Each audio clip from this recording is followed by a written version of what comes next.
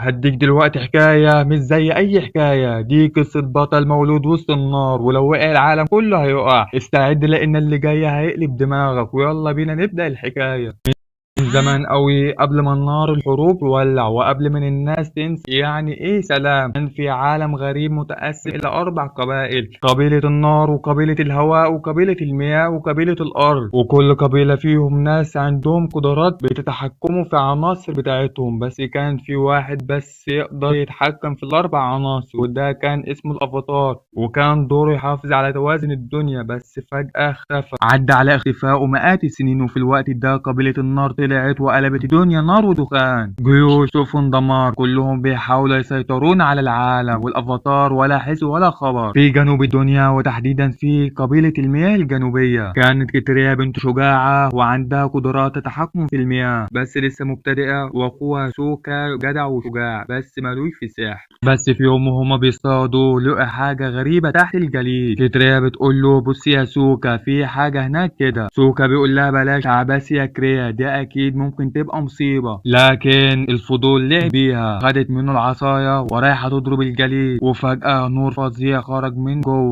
جوه الجليد. طلع ولد صغير لكن وشه مرسوم عليه سهم غريب، ومعاه كائن أبيض ضخم شبه البايسون بيطير. الولد كان مغمى عليه، وبعد ما فوقوه عرفوا منه إنه اسمه آن. بيبص كده على وشه وبيلاحظ إن في وشم على وشه، والوشم ده علامة إنهم من مسخرين الهواء. بس لاحظ كل مسخرين الهواء اختفوا من زمان، يبقى الولد ده هو الافاتار. في نفس اللحظة سفينة النار بتقرب من القرية وعليها زوكو، واللي ما يعرفش زوكو ده مين، ده يبقى الامير المطرود، وبيفتش عن الافاتار علشان يرجع شرفه. ولما شاف الانفجار من على بعد شك ان في حاجة هناك غريبة في الجزيرة. شاف انغ وشك فيه، وقرر ياخد انغ، وافق بس بشرط يسيب الجزيرة في امان. في السفينة جربوا عليها اختبارات النار، مياه تراب كلها بتتحرك حواليها. يقول لهم يبقى مفيش شك هو ده الافاتار. بس قبل ما يفرحوا انغ استخدم قوة الهواء وهرب ورجع للقطارة، وسوكا بتقول لهم انا الافاتار، بس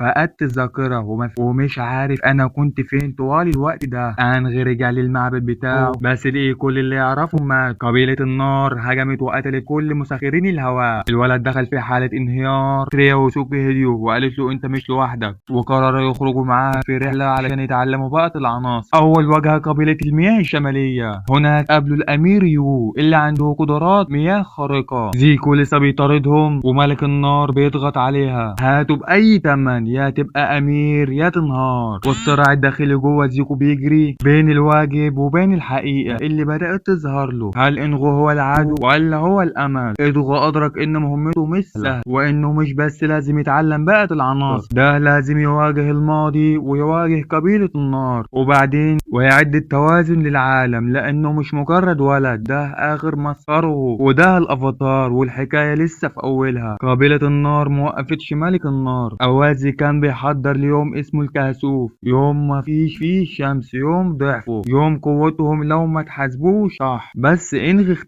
اختفى قبل الحروب ما تبدأ، وكيتارا وسوكا وتوفا قعدوا يدوروا عليه في كل حتة، هو فين؟ انغ كان في عالم الارواح يواجه سؤال صعب: هل الافاتار يقتل؟ هل اقدر انهي الحرب من غير ما اكون زيهم؟ كل الافاتارات اللي قبله قالوا الشر لازم يتوقف حتى لو بالدم، بس قلبه كان رافض. وفجأة انغ رجع اقوى واهدى، بس عينه فيها نار تانية، النار اللي فهمه هو مين وعايز ايه. راجع ومفاجئ الكل، وقال انا مستعد بس بطريقتي. في عز النهار الشمس اختفت، قبيلة النار فقدت قوتها، وجيش الافاتار دخل يهاجم، بس الخطة فشلت. ليه؟ اوزاي عرف واختفى، سابهم يتعذبوا وسط النيران، وساب ازولا تحكم بداله. ازولا كانت بتنهار، كل اللي حواليها سابوها، بدأت تشوف اهم تصرخ، تقطع شعرها بنفسها وهي بتحكم بلد. كانت بتنهار من جوه، وده كان اول مرة نشوف العدو بيظهر قبل الحرب. زوكو قرر يسيب السواد وينضم لآن ويعلمه تسخير النار، مش نار الحرب، ده نار الحياة. مياه، وبقى معاهم ضد ابوه، ضد اخته، ضد كل اللي اتربوا عليه. وساعتها انغي فهم ان النار مش شر في القلوب اللي بيستخدمها، او ازاي طلع فوق امطار النار بيولع العالم تحت رجله، وانغي طلع من فوق، من الارض، من الهواء، من كل حاجه. المعركه كانت اسطوريه، كل العناصر كان بينفجر من جسم انغي، نار ومياه وهواء وتراب. بس اوزاي كان وحش لحد ما